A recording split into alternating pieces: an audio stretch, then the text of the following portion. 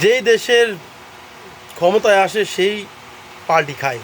হ্যাঁ, বাংলাদেশ কখনো উন্নত রাষ্ট্র হতে পারবে বলে আমি মনে করি না। আওয়ামী লীগ আসলে জামাত নিষিদ্ধ হয়, বিএনপি আসলে আওয়ামী লীগ নিষিদ্ধ হয়, আবার জামাত ক্ষমতায় আসলে আওয়ামী লীগ বিএনপি দুইটাই নিষিদ্ধ হবে। ইউনূস আসলে আওয়ামী লীগ বিএনপিও নিষিদ্ধ করে দিবে। তো এটা কেমন রাজনীতি? বাংলাদেশের রাজনীতি এটা হচ্ছে গণপ্রজাতান্ত্রিক রাজনীতি, গণপ্রজাতান্ত্রিক বাংলাদেশ সরকার। তো এখানে কি বাংলাদেশের মানুষের কোনো দাম নাই? বাংলাদেশের মানুষের কোনো ভিত্তি নাই?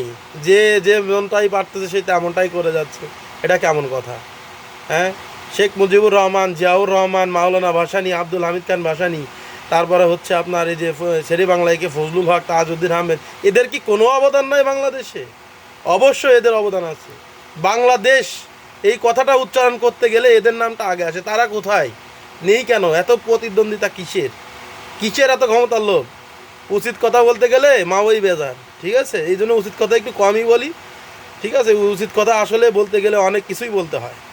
তো এই সমস্ত ক্ষমতা লোভী লোকদেরকে আর ক্ষমতায় বসায়েন না। ঠিক আছে, এইগুলো দরকার নাই, বাংলাদেশ এগুলো চায় না, যত সব।